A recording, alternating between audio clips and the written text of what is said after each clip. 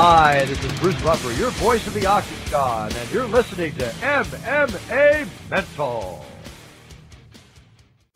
Hello, and welcome to this week's MMA Mental Podcast, sponsored by UK Fightwear. My name is Ray. I've got some great interviews lined up. I've been doing interviews, as always, throughout the week. I'm going to play all those interviews now back to back. But before I let you know who the interviews are, I want to go through and list our shout-outs. We've got some great friends out there in the MMA podcast world, and we always like to shout them out. So I want to start out by shouting out the MMApodcast.com, which is hosted by my very good friend Jake. He normally has his co-host Chris, but Chris is taking a bit of a rest at the moment. But I'm hearing rumours that he's going to be back this week, which is very exciting. But I know instead of having Chris on, he's been having guest co-hosts, including very own MMA Mental's Patrick and also Ramses from Word on the Street. That's another podcast worth checking out. He's been doing a lot of work recently, speaking to the latest Chael Sonnen guys from UFC's Ultimate Fighter, which has obviously been a fantastic season so far. He's also been speaking with one of the coaches from the season as well, so it's definitely worth checking out his podcast. And also Jim Graham on Beyond the Cage, another one of our friends, always worth checking out Beyond the Cage, and all of those people are available on Twitter as well. Let's get on to our show. Let's let you know who we've got lined up for this week. I've done 6 interviews this week, so I've got 6 interviews to play for you back to back. We'll be opening the show with the XFC President John Prisco. He talked to us about his plans for XFC and where he sees them going in the future. And he also talks to us, what he's taken them from and to what they are now. I mean, XFC is a thriving MMA promotion, and obviously that's all down to John Prisco's vision. So it's definitely worth listening to what John has to say. And then we speak to Jason Hicks. Jason is the headline event at XFC 22, which is happening tonight. It was interesting to get his intake on his training and his upcoming fight. He's undefeated as well, so he's obviously a great prospect. And this is his first time headlining the XFC, which he's very excited for. And then we move on and speak to the UFC UK heavyweight, Phil DeFries. He's got a fight coming up soon in Sweden. He'll be fighting against Matt Mitrione. He gives us his take on his career so far, and what Matt Mitrione can expect from a fired-up Phil DeFries, especially with all the added pressure on now that the UFC are releasing fighters for underperforming. So it just adds extra pressure on, I think, for everybody. Then we speak to MMA veteran Chad George. Chad has fought all over. He's fought in all the different promotions. His biggest promotion was WEC under Zufar. Unfortunately, he's had injury problems. He's worked through those injuries. He's had surgery. We were the first interview since his surgery, and he's on his way back to being 100% healthy, which is great. And then hopefully we'll see him. This, as he says, this is his year. We're going to see him back working his way back up towards the top. So we're looking forward to seeing that. Then we spoke to a very young up-and-coming prospect in Jordan Gaza. She is currently 1-1. She has an extensive amateur record, but she's certainly one to watch. She's going to be a big fighter in the future. And at 20 years old, with the way women's MMA is booming at the moment, you just know there's the potential for her is absolutely endless. So it was great chatting to her and getting her take on what's happened so far and what we can expect from her in the future. And then our last interview was UFC welterweight Chris Clements. His last fight was controversial in the sense that he lost to Matt Riddle, and then Matt Riddle was obviously failed a drugs test, so the fight was overturned to a no contest. He gives his views and tells us why marijuana is a performance enhancing drug, and he had some very, very valid points. It was great to hear what he had to say. And he also told us an exclusive as well. This is something that he hasn't even spoke to the UFC about yet. He spoke to us first.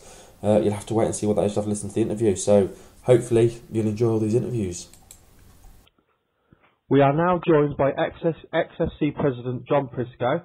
First of all, John, I just want to say a big thank you for joining us today. It's my pleasure. Thanks for having me. And how are things with you? You're a few days out. Are you excited for XFC 22? Oh, very much so. We just came into Charlotte today. But I'm very excited for this card. Yeah, it's looking, on paper, the card's looking fantastic. Now, before we get a little bit in, obviously we will talk about the card, but I'd like to do a little bit of a background check on yourself.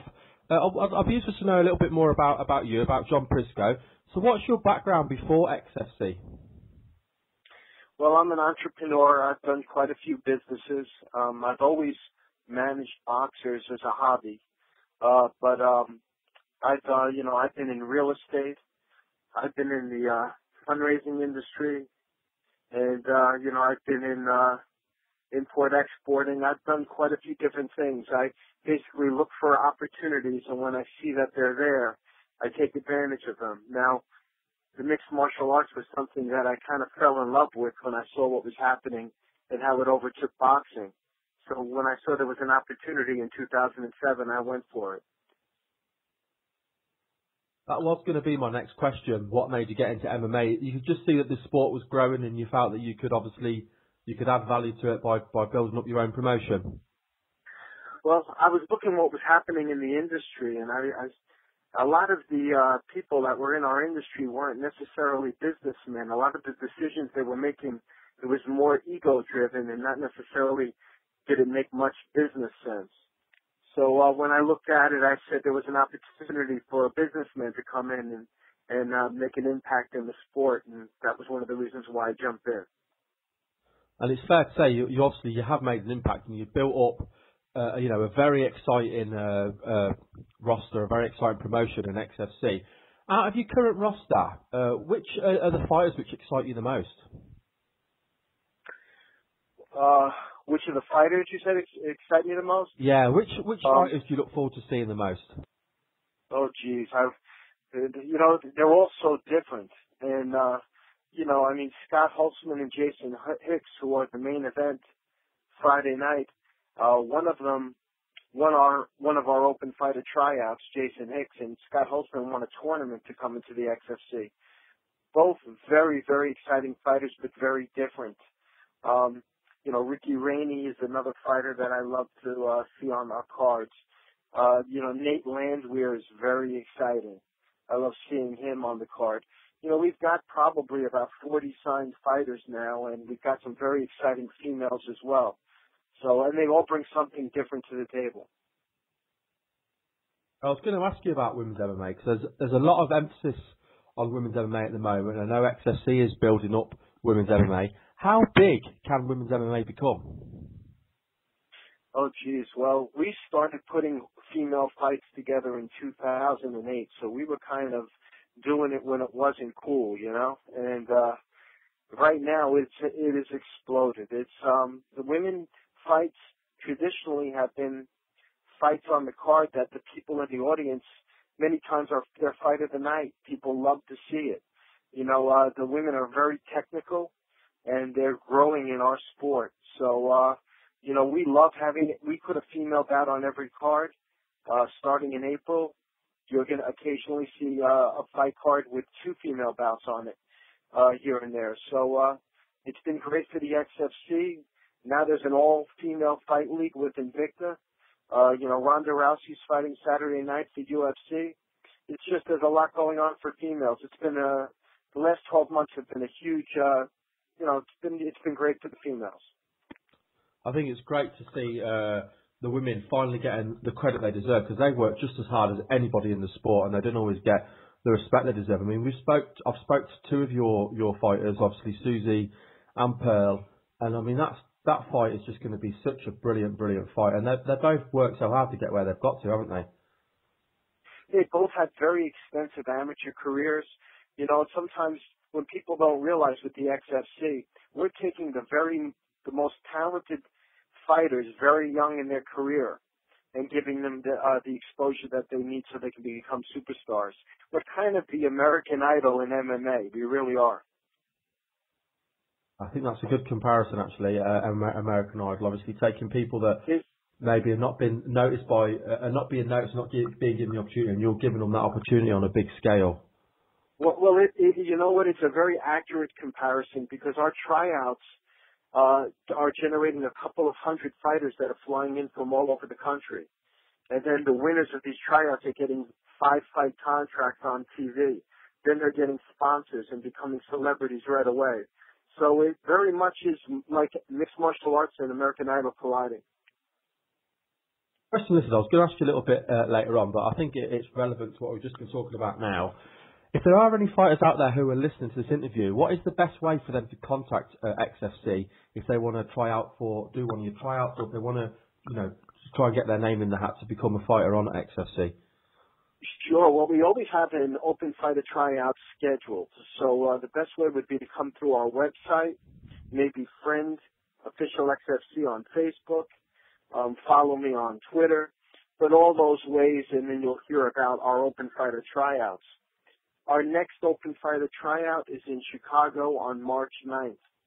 And if you think you have what it takes, you might want to go to the website, get the information, register for the tryout, and show up. Does it matter what weight they're at, or are you looking for any weight? Yes, any weight. The pro record of our open fighter tryout winners is 36 wins and 4 losses.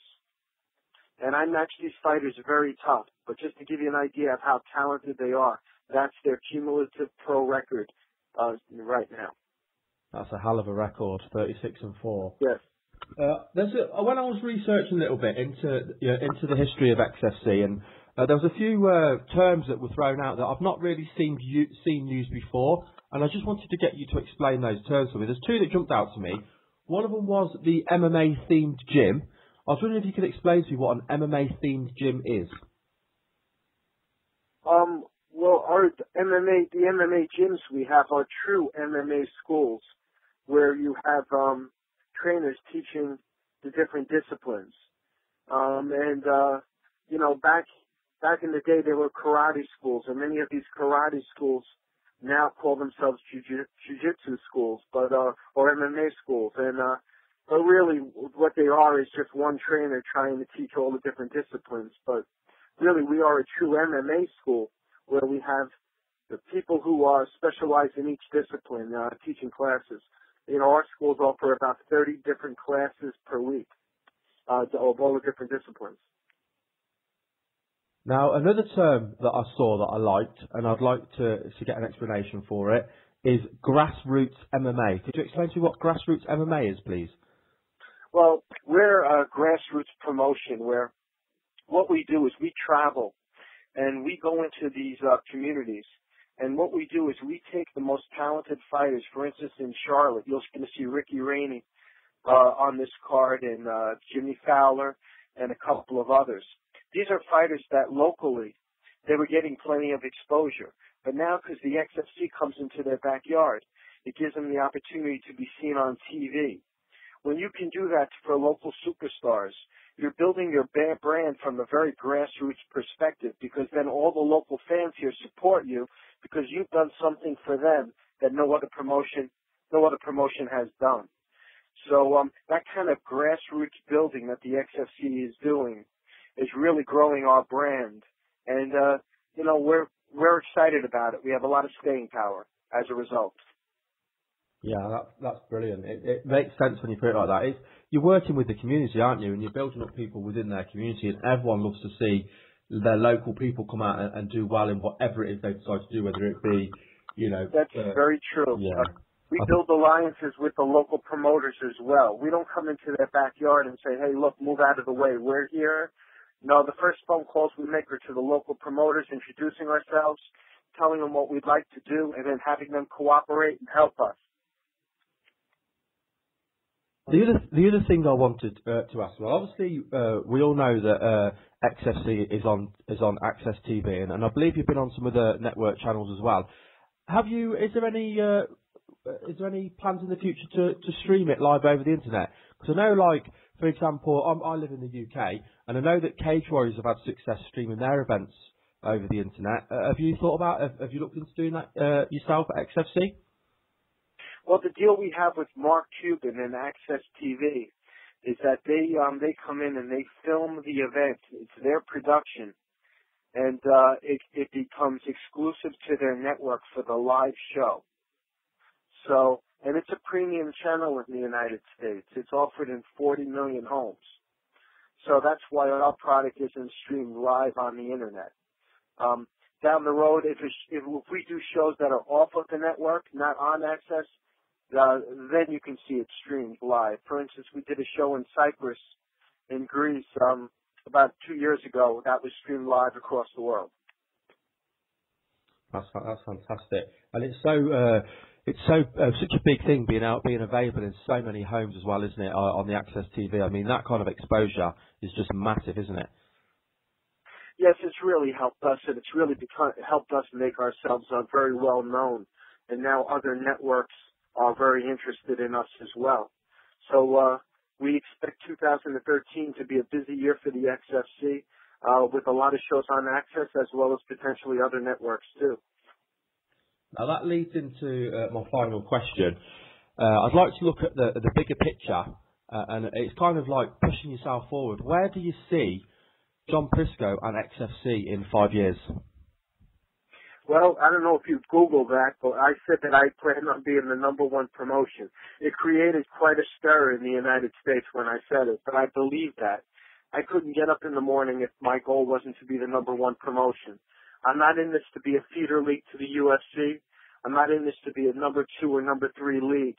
I'm in this to be the best league in MMA. And I think within 5 years we can accomplish that.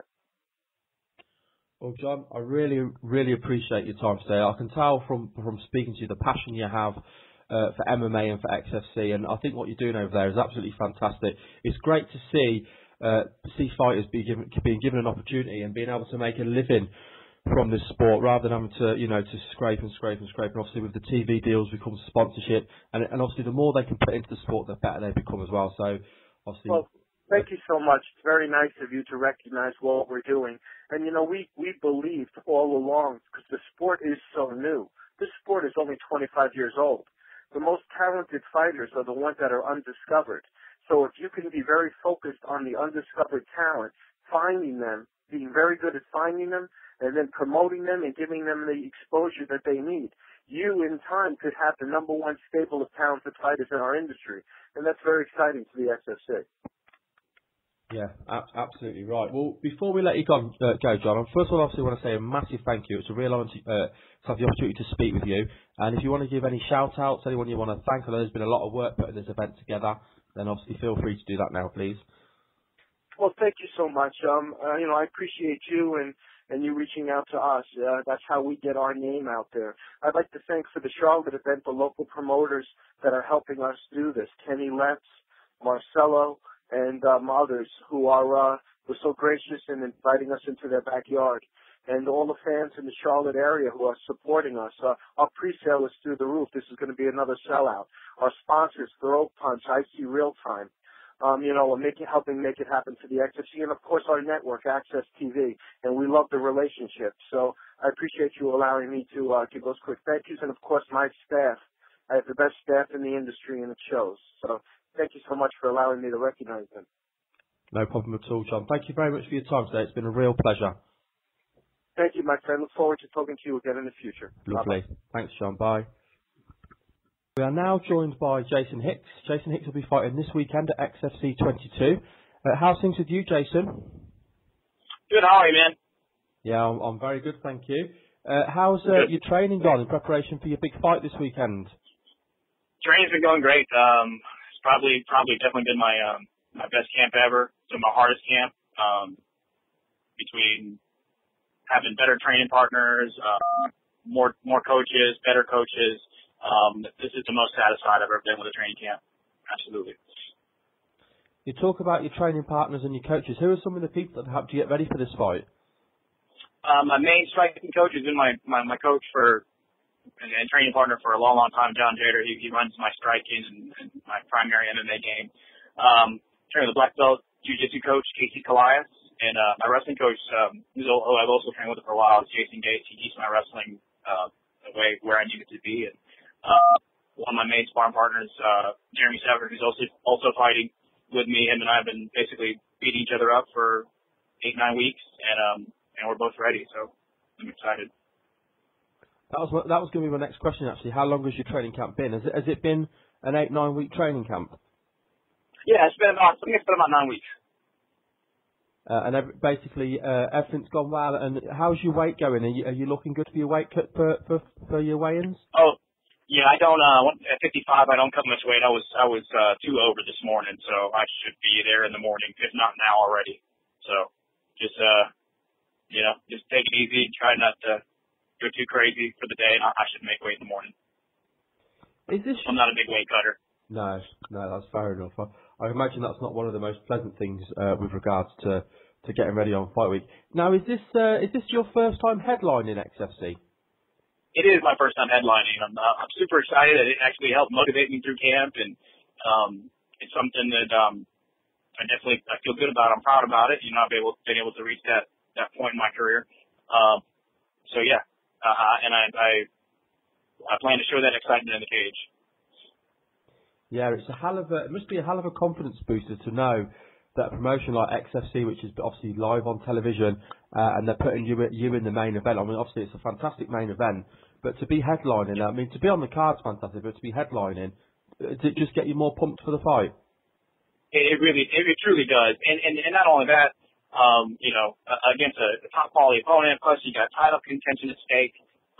It makes for a fun fight, and it makes for a lot of it makes for a more emotional camp and more emotional fight for me. Now, one of the things that stands out to me as well on this fight is that, of course, you're both undefeated going into the fight. Does that put any extra pressure on you both, do you feel?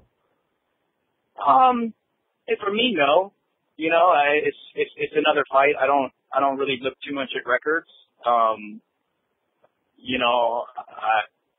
Even if he was, 0-3 rather than 3-0, I still think he's a tough kid.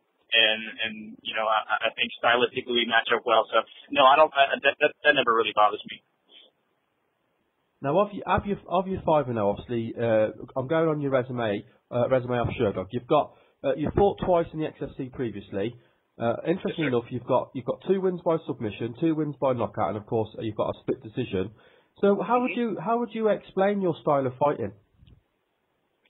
I get asked that question a lot. I say that, I prefer to stand up. When I train, I prefer to stand up when I train. I'm more comfortable there. It's what I love maybe slightly more than the ground game in wrestling. But I respect the ground game so much, and I know it needs to be done. So of course I train it, and I try to be good at it too.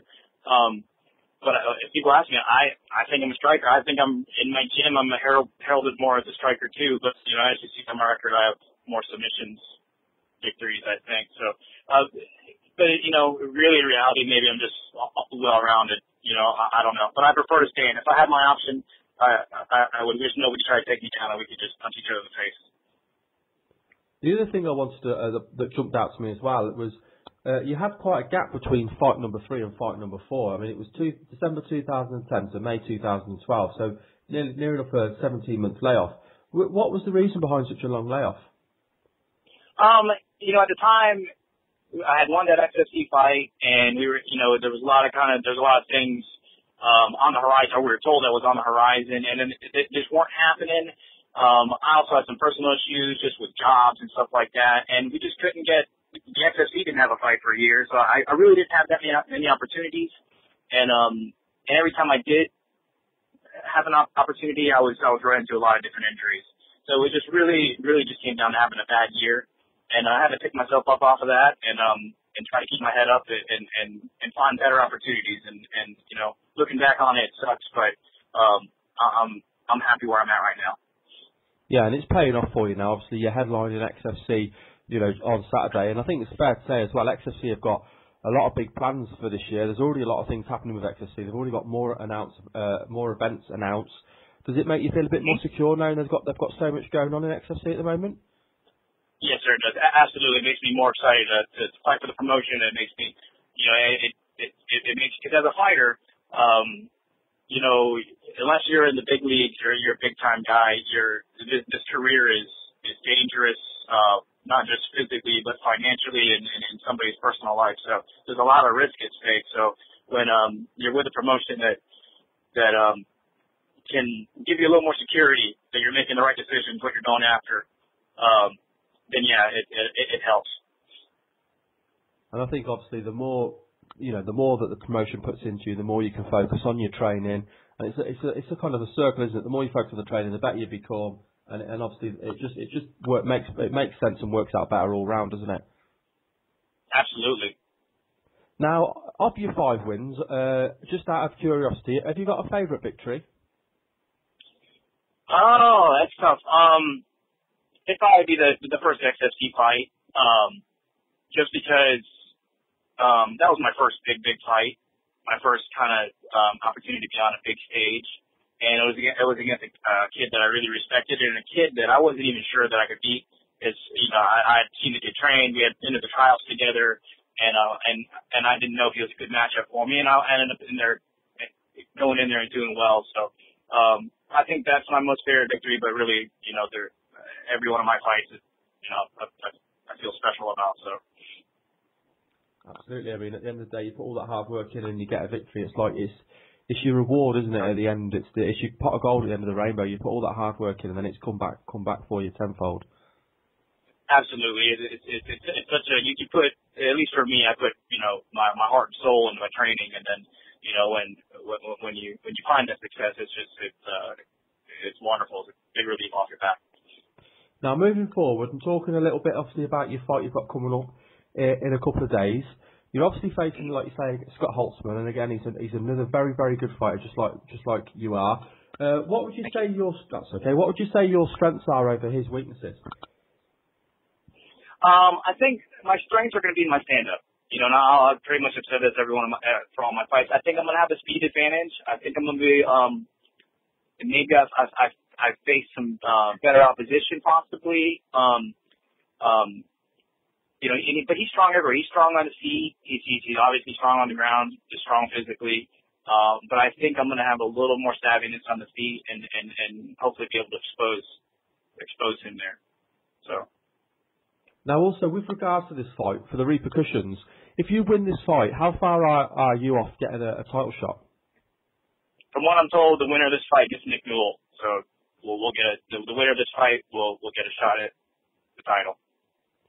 And how excited are you knowing that this is a number one contendership fight and you're so close to reaching the top of the XFC mountain and possibly becoming the lightweight champion? It's when I kind of get caught up in thinking about it, it's super exciting. But I tend to bring myself back whenever I do get thinking like that, because the reality is on Friday I'm fighting a really tough guy. And I gotta focus on that first. That's number one.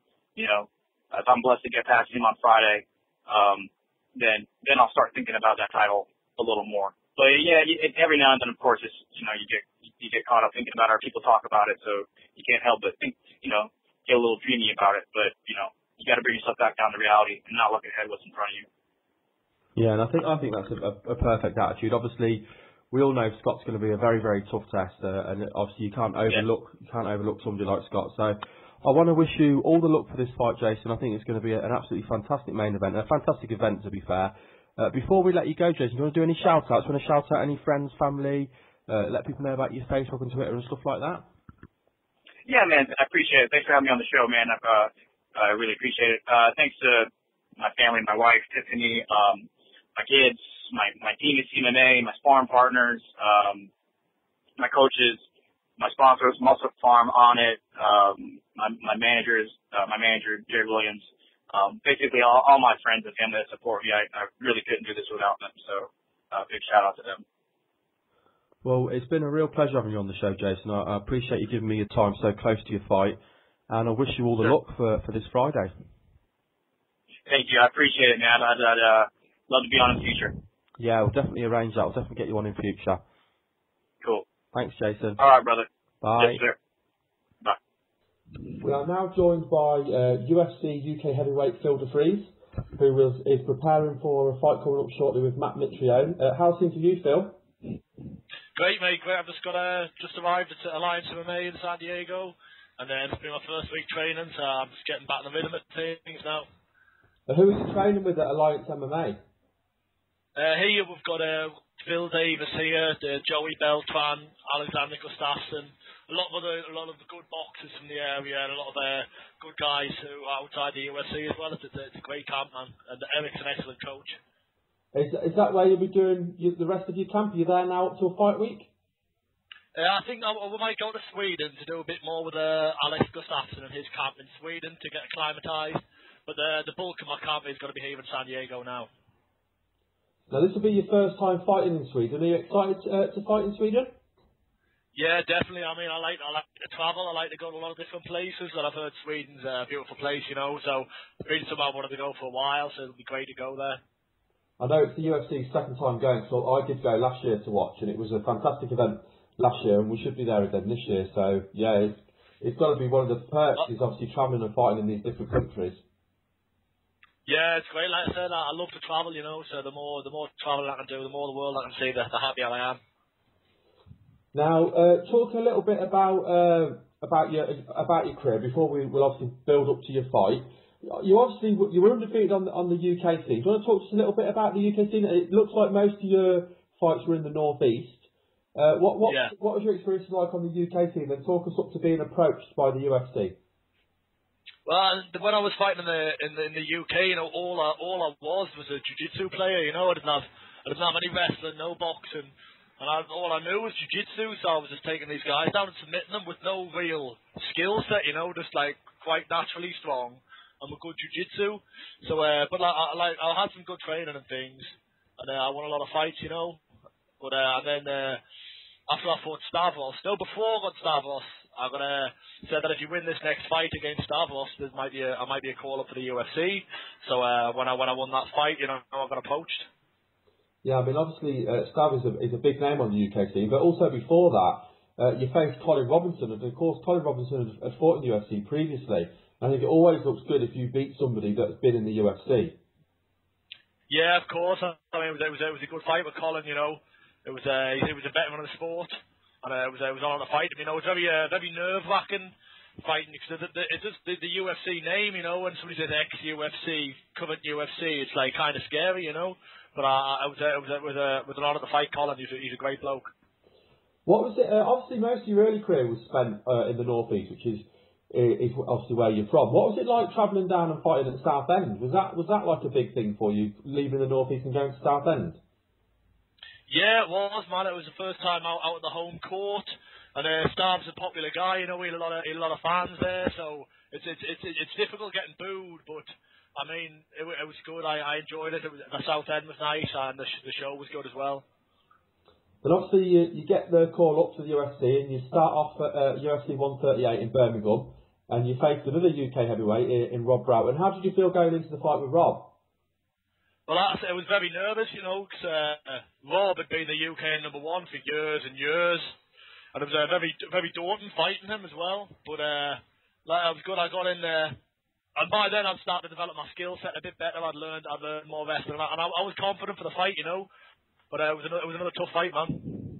And then also, towards the middle of last year, we spoke to Ollie Thompson. This was just after he'd lost his debut to Sean Jordan, and he stated, we said, who would you like to face next? He says, I don't want to be calling people out, but, you know, I'd like to fight someone who's obviously upper level, and I'd like to take on Phil DeFries. And he did say he'd like to fight you, and of course, then he did get the fight.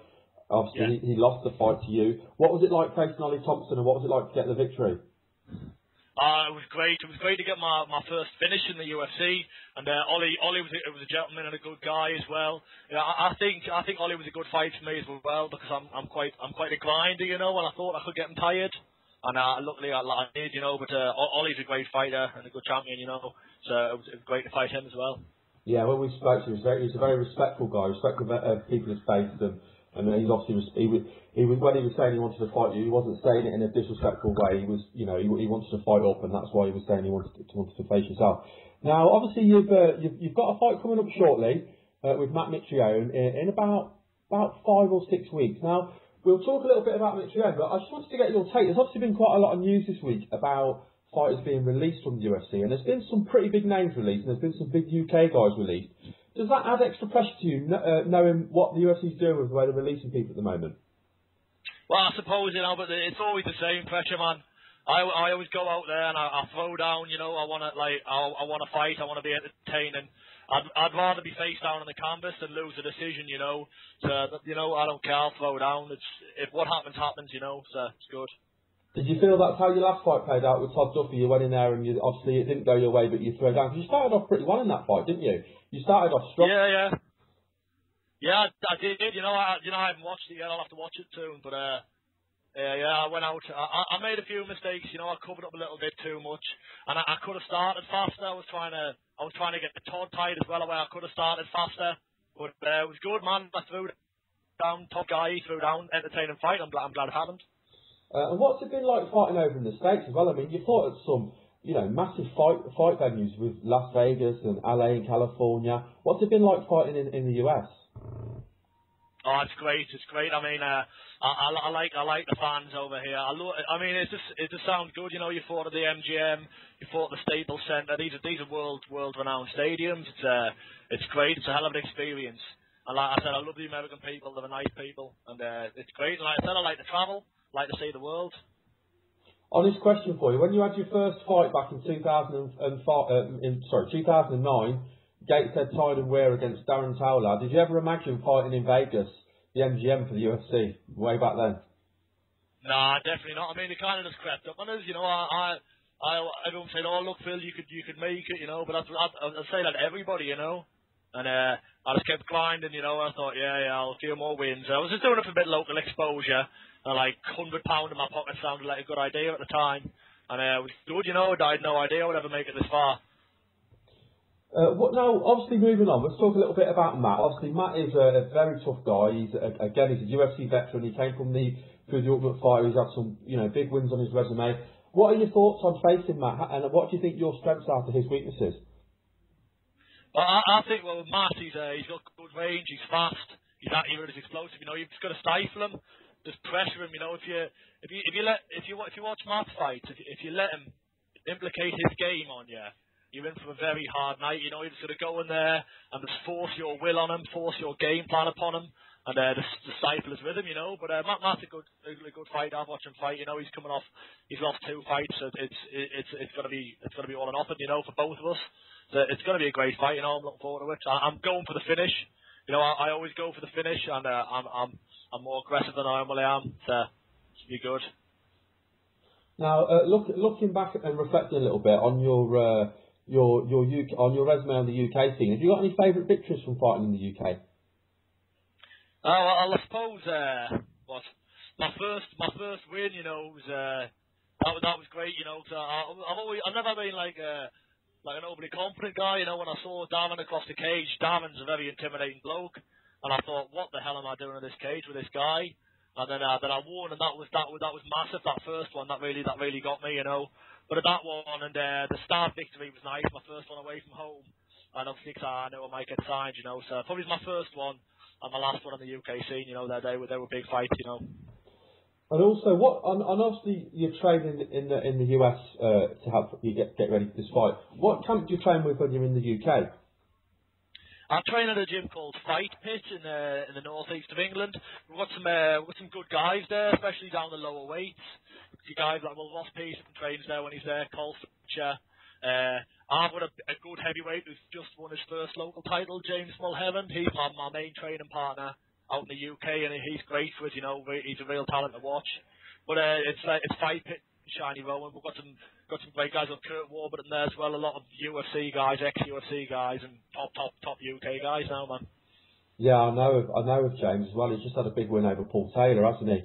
And he looked very impressive doing that. And he's won the Meg for the Cage title, which is I think the biggest promotion in the Northeast.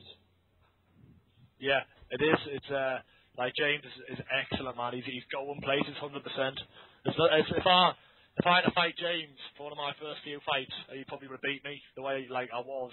He's excellent. He's going places. There's nobody in the UK scene who's going to do anything with him. Is he one to watch them? Is he one for us to look out for? Yeah, definitely. I'll go as far to say he'll go number 2 in the UK. Number 2. We like that. Brilliant.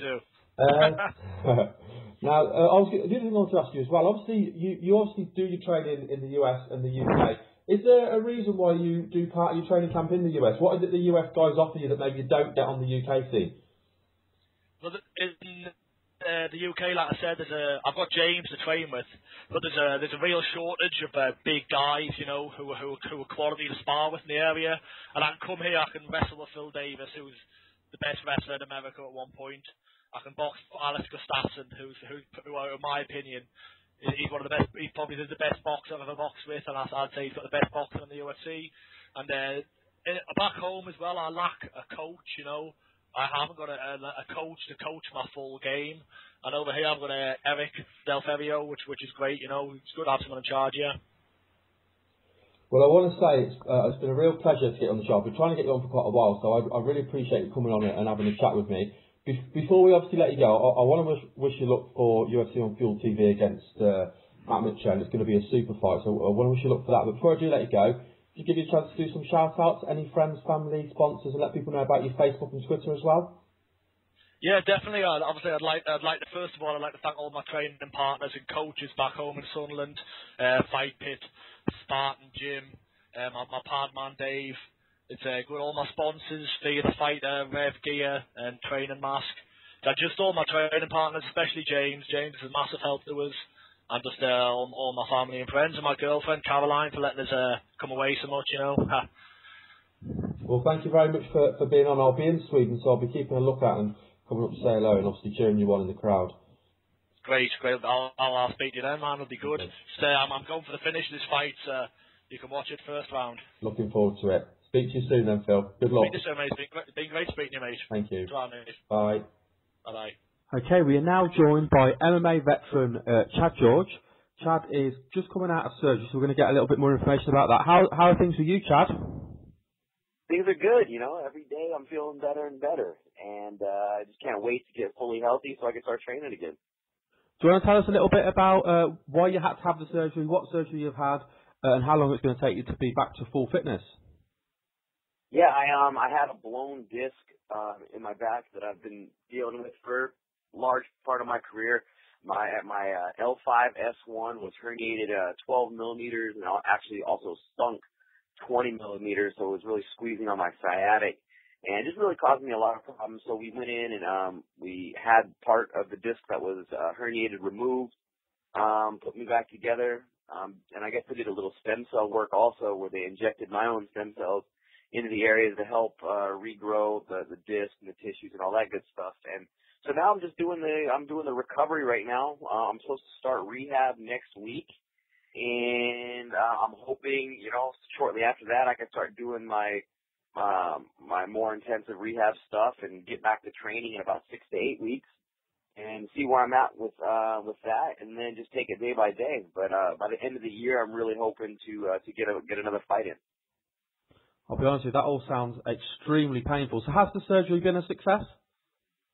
I think so. You know, I was out of the hospital about 40 hours after the surgery, and walking around, driving. I mean, today, you know, I stopped taking pain meds 2 days after the surgery. You know, maybe that's because I'm a little, I'm not really into taking, you know, pain medication if you really don't have to have it.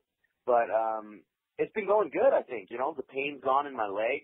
You know, I'm still really sore in certain areas from the back, but I mean, it's expected. I'm a week out of surgery. So I think the fact that I'm already up and around, moving, driving, I taught my pro guys today. I ran our practice. You know, I can't really do anything hands-on, but I can point fingers and, you know, make adjustments verbally. And so every day's feeling, I'd say, about 100% better than the day before.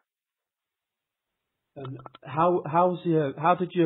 what's it like being back in the gym and being able to run the practice? And who are some of the people that you're training with? Oh, well, I've trained with a lot of guys over the years, but my primary stable of guys that I have now, I've got a real strong group of up-and-comers that you're going to be seeing real soon. But outside of them, you know, I have Mac Danzig in the room, UFC veteran, Dominic Clark, Jeremy Humphreys, Jared Papazian. So we've got a good little stable group of guys, and then there's a handful of other guys that rotate on through. But on average, we've got anywhere between 10 to 15 pros and amateurs that we work with. And, you know, I actually like it that way. I like having it where there's not really too many standout, you know, superstars that, you know, come in and the whole room's focused on them. I like it this way where it's our core group of guys that we've been together for a long time, and it's, you know, it's an actual team and family training together. Yeah, I can certainly see the benefits of that, and then at least everyone feels like they're playing their vital part in the team. Obviously, I do want to look over your career and get some of your personal career highs, but I wanted to ask you about Occupation Fighter. So obviously that was something that was very unique. What was it like doing that? And do you want to just let people know what that was for people who might not be aware of it? Yeah, occupation fighter. Yeah, that was definitely a unique experience. You know, they followed me for just over 8 months with cameras, and for those of you that have never had that, it definitely takes a while to get used to the fact that you have to really think about the things that you're going to say. And I don't know, people said, "Oh, well, you know, you forget the camera's there." That never happened to me. You know, it was they documented everything from my personal life to the ups, the downs, everything in between. You know, my financial situation, serious problems that were going on during training camp. But in the end, it was an amazing project to be a part of, because so much stuff happened in that time span that I'm just thankful that we were able to capture it on film and really get the message across of what we go through as fighters, because most people never get to see that side of us. They only get to see the glam and the glitz that, you know, is put out there, but they never get to see the true story. And I think that's probably the most important thing that came from the film. And what kind of feedback did you get from the general public after doing the documentary? The feedback has been nothing but incredible. It actually blew my mind, the amount of feedback and response that we have been getting from all over the world. You know, when we first made it, we were like, oh, okay, we're going to make a cool film. The director had a pretty amazing vision, and I liked it, and also I was on board. And we didn't really expect too much to happen. And then it's turned into this kind of, I don't want to use the word epidemic, but it kind of is, where it's just spread, and it's turned out to be what people are saying, you know, one of the most influential films the sport has seen. We've been getting, you know, letters and thank you emails and just things like that from all over the world, and it's just been incredible that so many people are taking the time to reach out and talk about the film and thank me and the director for the story, and it's been pretty incredible.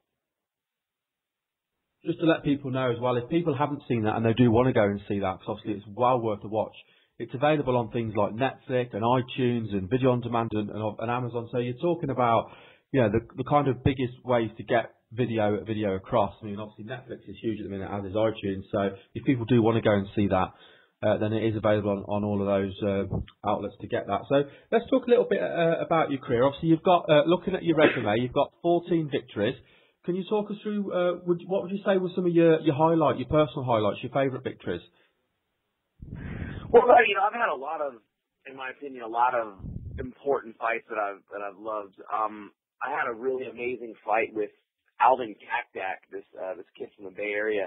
It was a split decision that I won. It was just before I got signed to the WEC, which was hands down the toughest fight I've ever had. I mean, it was from opening bell to closing, so 15 minutes of just chaos of us just going back and forth, and I was a bloody mess, and I ended up getting a nod for my split decision. So that was a very memorable fight, and of course my first fight in the WEC, you know, that was pretty incredible also. But I don't know, I think every fight I've had is memorable in its own ways and has been very impactful in my career. Even, you know, a handful of my losses I've got on there. I don't feel that I lost those fights, but you know, it is what it is. What were your experiences like with the WEC? What were they like as a promotion to work for, and what was it like working with Zuffa? It was great. You know, I can't wait to get back. It's just that, you know, you have to be able to perform at 100% every single time when you're there. And unfortunately for me, you know, I've been injured for the most part of my career. Not to say that I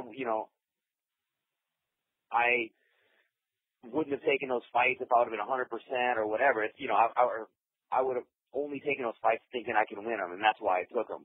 But it just really showed that you need to be at 100% to perform at that level. So being a part of that organization and knowing what it's like, I know I belong there, and it's a great company to be a part of, and I'm just finally getting healthy so I can make my climb back up and take my seat in the home box. Yeah, and I think definitely injuries is going to play a huge part, and obviously at the top level you need to be, like you say, 100%, and if you've got injuries that's really going to hamper. But now you've had this surgery, hopefully it's all moving forward now. And there was one other thing I wanted to ask you before I give you a chance to do any shout outs. I was looking over your resume, And I noticed that you'd faced the same fighter 3 times in a 6-month period, and it was literally 3 fights in a row. You also know what I'm talking about. It was obviously Todd Guimond. Can you tell us why you faced him 3 times in a row? It was when you were with TFA? Yeah, that was when I was with an organization that I really started kind of getting my first name for in the local area, and I fought for their first title. This is right when it became legal in California. And our first fight, I actually flash knocked the kid out and really didn't know any jiu-jitsu at the time. And one of my buddies best describes it that when I hit him, if I would have walked away and thrown my hands up, the fight would have been over. But instead I chose to jump in and the way he explains it was open his guard and throw myself in a submission. And that's pretty much what happened. I got choked out with a rear naked choke with a couple seconds left in the round when I didn't even need to go in his guard. So the show wanted to do a second fight, so I said absolutely.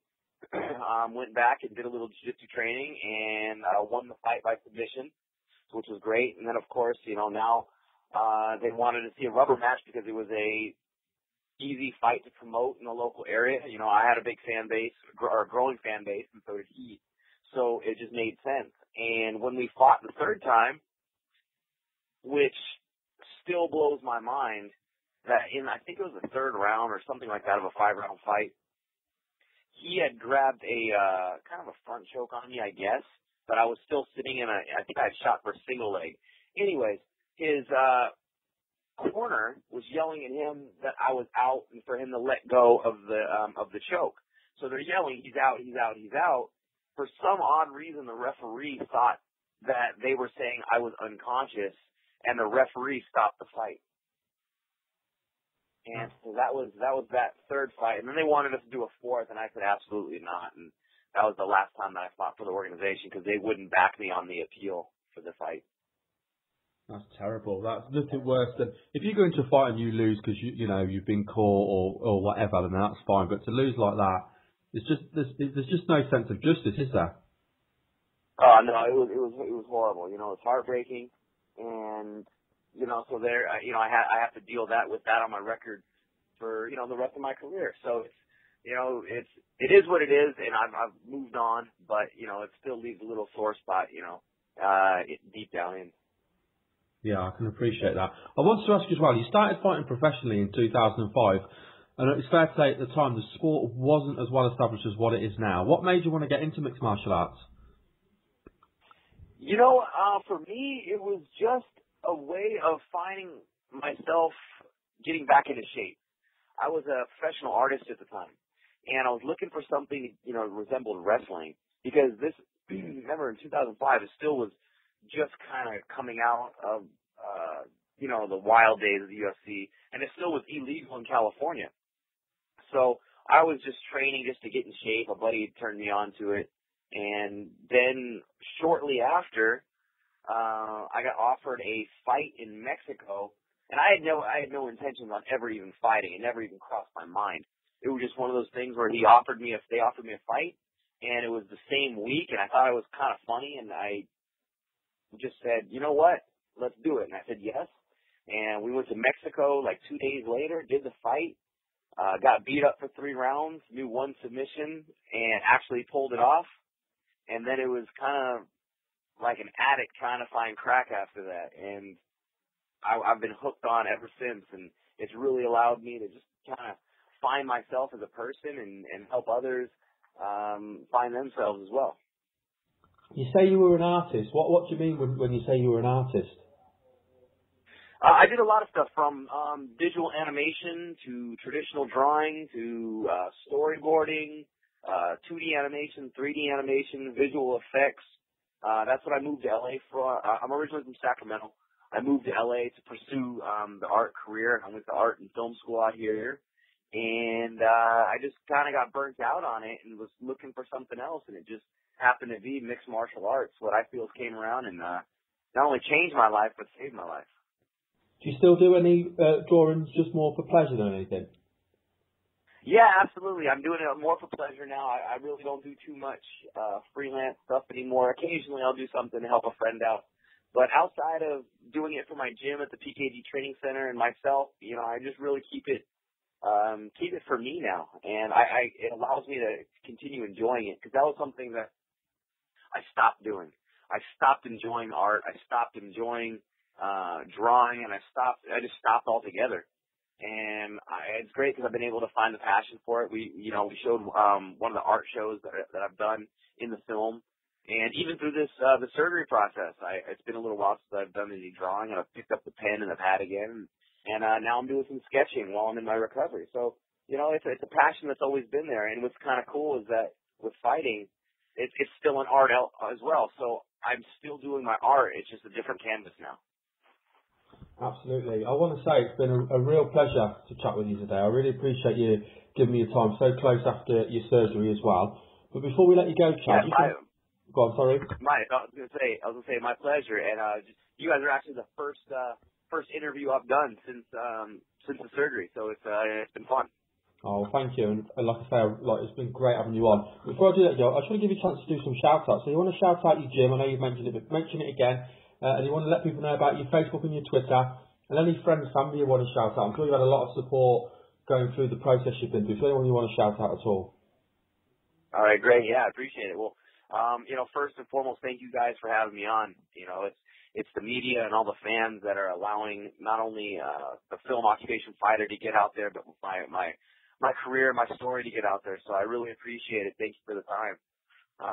Of course, always got to thank my management, the Iridium Sports Agency, Jay at FSE, all my sponsors that have helped me over the years, my fans, my family. Most recently, thanks to the OC Fight Docs and the Paquette Spine Institute for taking such great care of me with this whole back process and the ongoing that's going to happen after that. And of course, the Advanced to Health Chiropractic. They've been with me for a long time. I could not do this stuff without them. As far as for me, you can find me on Twitter at Savage135. I'm also doing a video blog series on YouTube. I think my channel is Chad Savage George. Just like my Facebook, you can follow me there. Other than that, it's just about time to start recovering and getting healthy so we can make 2013 the year of the Savage and make a statement in the fight game. Well, we certainly look forward to seeing the year of the Savage, and once we see you back up and fighting again, I'll contact Jay again, and we'll love to get you back on again and talk about whatever fight you've got coming up. Absolutely, sounds good. Nice one. Thank you very much for your time today, Chad. My pleasure. Thanks for the time. Bye. Okay, I'm now joined by Jordan Gaza. Jordan is a professional MMA fighter at flyweight. How's things with you, Jordan? Everything's going great. Now, looking over, I know you've just had a fight. You've just had a fight in the last couple of weeks. Is that correct? Yes, I fought February 1st in Oklahoma. And you fought Kathina Catron? Yes. And do you want to tell us how that fight went? Well, pretty much she was a hometown favorite there. She was undefeated as an amateur. She was 6-0 and 2-0 as a pro. And pretty much they brought me in there to lose. Right whenever she came out, though, I just went in for a nice double leg and took her down. And once I take someone down to the ground, it's pretty much my fight from there. So I controlled the whole first round and got some good ground and pound in. And then the second round, I went in, got a nice little trip, and ended up getting a rear naked choke. What does it feel like when you go into a fight and you're expected to lose? Does that just kind of fire you up to prove everybody wrong? Yes, I think it's fun, like, doing that. I like proving people wrong a lot, and, it's less pressure, actually. What's your, I know you've got quite an extensive amateur record. What is your amateur record? My amateur record, it was 4-3. And what made you want to go from fighting amateur to pro? I felt like I was ready. I actually lost my last amateur fight. Most people, they want to come off of a win, but I just felt like, I had done and fought all that I could in amateur, and, I did jiu-jitsu for so long also, and I consider those matches. So I had a lot of stuff already, and I felt like it was time, even though I'm only 20, and, I had my first pro fight when I was 19, and I felt like I was ready. You say you did jiu-jitsu for quite a while. Can you explain just what you did? What kind of was you doing, like jiu-jitsu tournaments? Yes, I was competitive in jiu-jitsu ever since I was about 13. So, I was competing pretty much every month. Over here, or my coach, the way he did it was you have to be 16 to get your blue belt, and on my 16th birthday I got my blue belt. It was just, I was very active in it. I loved it, and that was all that I did, along with like high school sports and cheerleading and stuff. But jiu-jitsu was definitely, I competed so much, and until I found MMA, that's all what I did in martial arts. And you say you got your blue belt. So under who did you get your blue belt? Who was your coach? My coach used to be Hector Munoz. He was my old coach, but we had a fallout there. So now I'm training under Leo Cantu at Gracie Baja. And are you a blue belt, or have you worked up to another belt? I'm still a blue belt actually.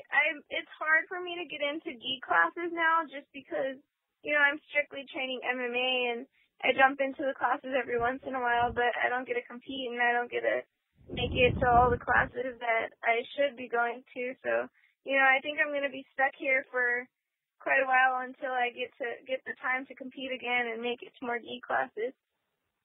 Now, I've looking through it. Am I right in saying you've got a fight coming up in April? Right. I won in North Dakota on April 20th. And do you want to let us know who you're fighting? I'm fighting Amber Stotzenberger. I think that's how you say her last name. But yeah, we're both from Texas, and we're fighting in Oklahoma. In North Dakota. Do you know a lot about Amber, or is this just going to be completely new to you? I've seen one of her fights. She's fought someone that I used to train with. I don't really know too much about her. I know I've heard about her a lot, and she's been around for a really long time. But, as far as knowing her game plan and all that, I'm going to train for anything.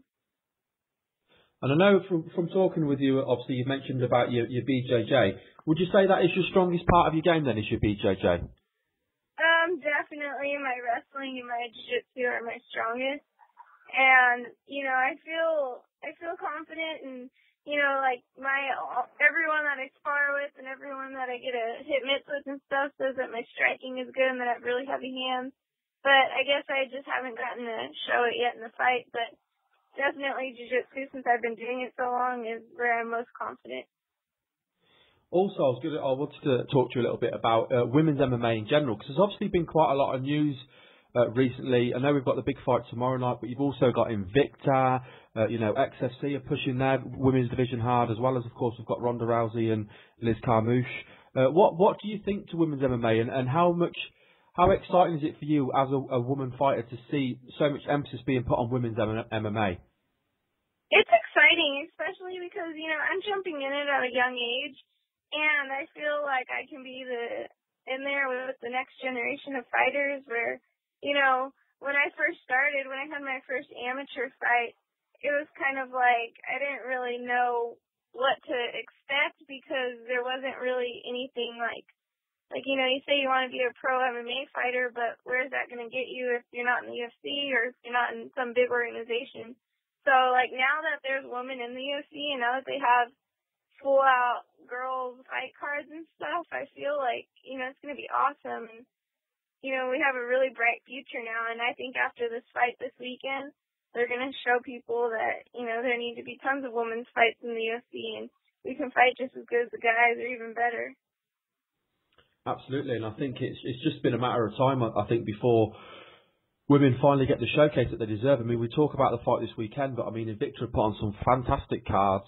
I know XFC, like I say, they're putting a lot of emphasis on their women's division at the moment as well. You've got great female fighters in Bellator, and I just think it must be nice for you to see that you now know what you can aim for. Where when you first started out, you didn't really know how far you could go with this, just because the female fighters weren't being given the same opportunity as what the male fighters were. Right. So, what would you? Obviously, going back to your fight you've got coming up in April, then what would you say were your strengths over her weaknesses? Would you be looking to? I know you talked a little bit about your striking level. Would you be looking to shoot in and get down to the ground and work your jiu-jitsu? Probably for this fight. I mean, it depends if she comes out swinging at me, I have a game plan. If she comes out circling, I have a game plan. It just depends, really. I mean, I used to go into fights with one strict game plan, and that would really mess me up, because if that didn't go my way, then I would start thinking whenever you should just let your body take over. So, the way I'm training right now, I don't really have an exact idea of what I'm going to do, but I have multiple ideas. I have multiple situations in my head that I go through every day even, and just, I'm ready for anything. And do you feel as well as the pressure's been lifted a little bit with you getting your first pro win? I know you lost your pro debut in a close fight, but was it nice to get that first professional win under your belt? Oh yeah, it felt amazing. It felt like a big relief. My first pro fight, it didn't go as I planned, and it took me a while to jump back in there after that. But I took a loss kind of hard because I felt like I should have won that fight, and I felt like I should have done better in that fight. But it's a big relief to win a fight again. I hadn't won a fight in a while, and I felt like I was back to my old self again after winning. Well, we just want to wish you all the luck for your fight coming up in April. It's such a boom time at the minute for women's MMA, and obviously, like you say, with you being 20, there's so much potential of what you can achieve. So we wish you all the luck for your next fight. And before we let you go, do you want to just give you a chance to do any shout-outs? You want got any shout-out, any friends, family, gyms? If you're on Facebook and Twitter, let people know about that as well. Okay, I'd like to say thank you to all my fans and all my family and friends that keep up with me and that support me, and also to all of my local sponsors here in Corpus Christi that help me out tremendously, and my sponsors just around here that just help me out, and just thank you to everyone, and that's pretty much it. Well, thank you very much for your time today, Jordan, and I'll look forward to hearing about your fight and watching your fight in April.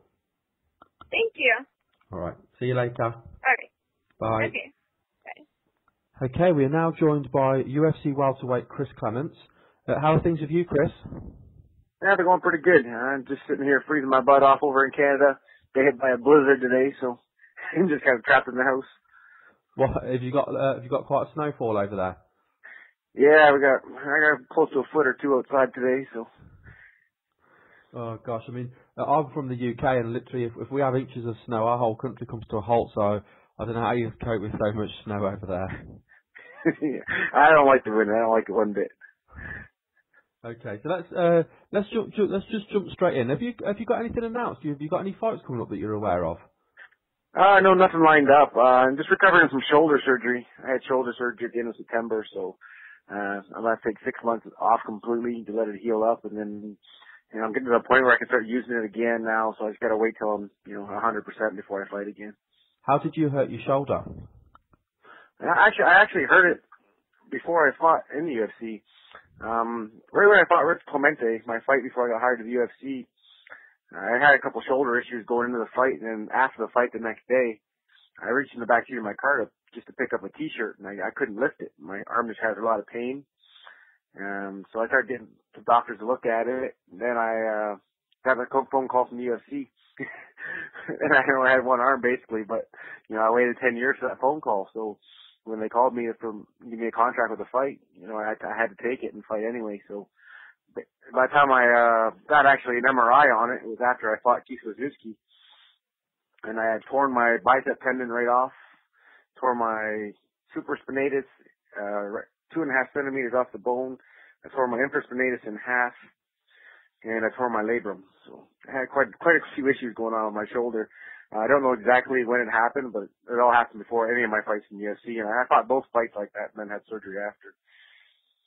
I don't know how you're able to fight with that kind of injury. Just hearing about it is making me cringe.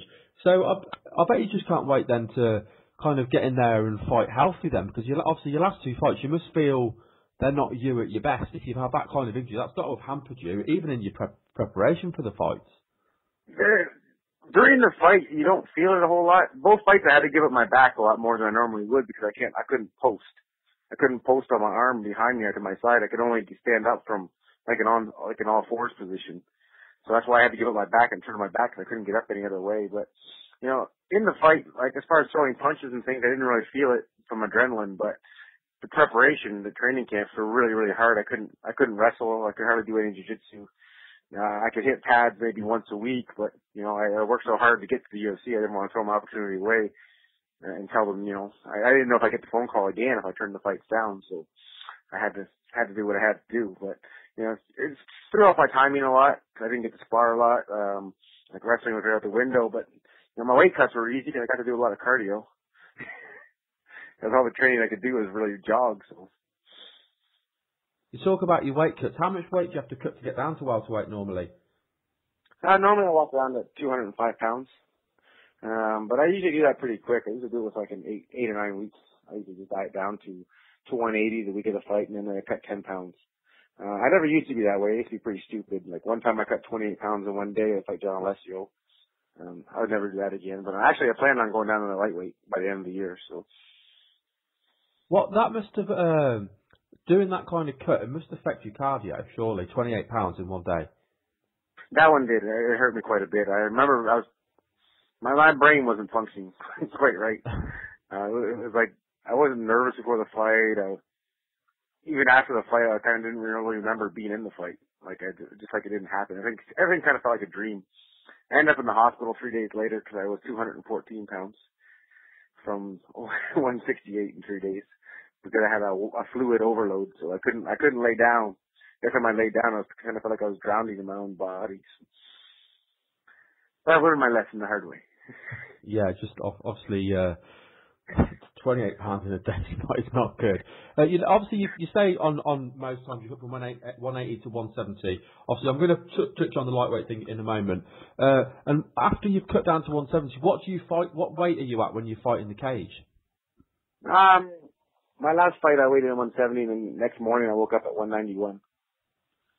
Obviously, I think that's quite common for a lot of guys. They obviously, once you get yourself rehydrated, you put the weight back on. Before I talk about lightweight, I just wanted to talk about obviously the win streak you went on that got you into the UFC.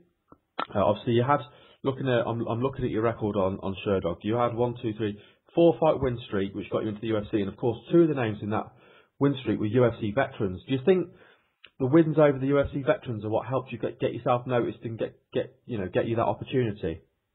Yes, that's exactly what I think it was, and exactly that I finished them too. I knocked out both of them. I TKO'd Chris Clements, who hardly ever been stopped by anybody, and I knocked out Jonathan Goulet.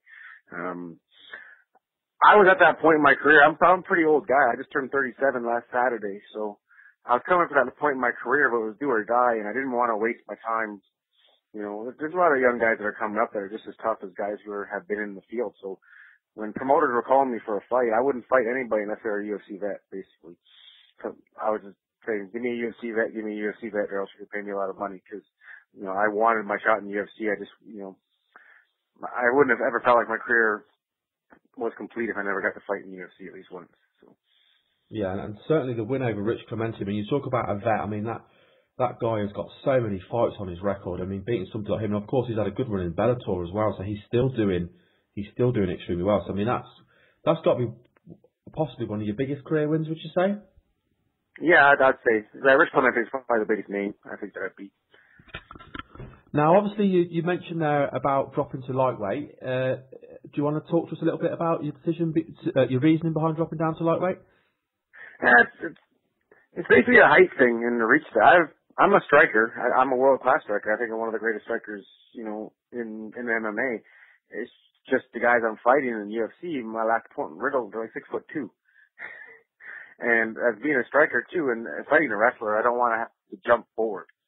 In order for me to reach my opponents, my reach is so short that I have to like lunge at them to get anywhere near them. And by that time, they would catch my legs, so it's too easy to get taken down.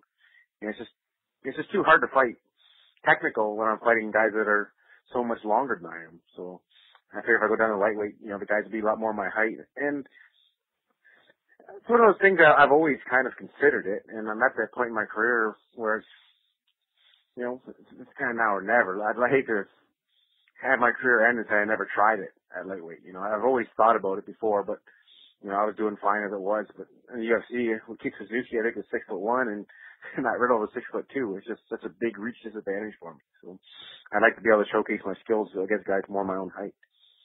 Have you spoken to the UFC? Have you told them that you want to drop down to lightweight? No, I haven't talked to them about it yet. But you don't think that'll be an issue? Is that how it normally works? Obviously, once you're fully fit, you'll let them know what weight you want to fight at, and then obviously they'll find you a matchup. Yeah, that's kind of how I'm hoping it flies. There's been other guys that dropped down before, so I wasn't planning on it being an issue. I figured I'd just drop down. I'm off right now. I figured I had no fights lined up, so I've already started, you know, training again as much as I can. I have to be smart. I still haven't been able to wrestle yet, but, you know, just doing the cardio stuff again now that I was off for so long, just trying to get myself in shape. And I figure if I can get myself down to where I normally get to for 170, or I get down to 180 and just walk around and stay at that weight as opposed to just doing it for a week and then cutting down to 170 and see how it feels. And if I feel all right at 180 and I can stay that weight for, you know, a month straight or even longer, then when the UFC calls, I'd ask them. And if they said no, they want me to stay at welterweight, that's fine as well, but I'll just be in really good shape when the fight comes. So. When do you think ideally you'll be ready to fight? I seen the surgeon the other day. He told me I was at 50% healed. So he said another couple months before I'd be 100%. So, yeah, I'm thinking summertime. But in my mind, I know the UFC is back in Toronto in September, and that's an hour from my home to where I live. And my family's, you know, a big part of my life, and I'd like them to be able to all come to the UFC and see me fight in the UFC. So, you know, if it came down to it and I couldn't fight a far enough distance away from September to guarantee a fight in September, I'll wait until September to fight again, just to make sure I get to fight in Toronto. Absolutely, I bet it'd be so nice to fight in front of the home crowd, especially like you say, friends and family. Yeah. Especially too when you fight in the U.S. and you're not a U.S. resident. They take 30% of your paycheck before you even get it. So, you know, it's a big incentive for us guys to stay in our own country and fight. Absolutely. I mean, at the end of the day, you're earning that money. The last thing you want to be doing is paying it as tax. Now, I want to talk to you a little bit. I've got two more subjects I wanted to talk to you about. The first one was obviously this week. There's been a lot of news about fighters being cut from the UFC. And obviously all the guys that have been cut are all coming off a loss. And there is, to be fair to say, some pretty big names in there. As a UFC fighter, does that worry you when you see so many big names being cut?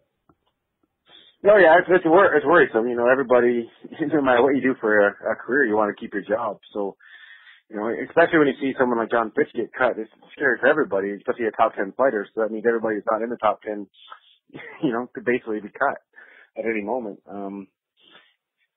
It rocks on your nerves a little bit. You can't dwell on it. All you can do is, you know, hope for the best. And, you know, and I think it's too. It's for a guy like me. I'm a go for it kind of guy. When I fight, I go for it. I don't go in there to try and lay and prey on a guy. I go in there and I give it my all any which way I can. I just try and finish the fight from start to finish. So I think it'll push guys to fight more.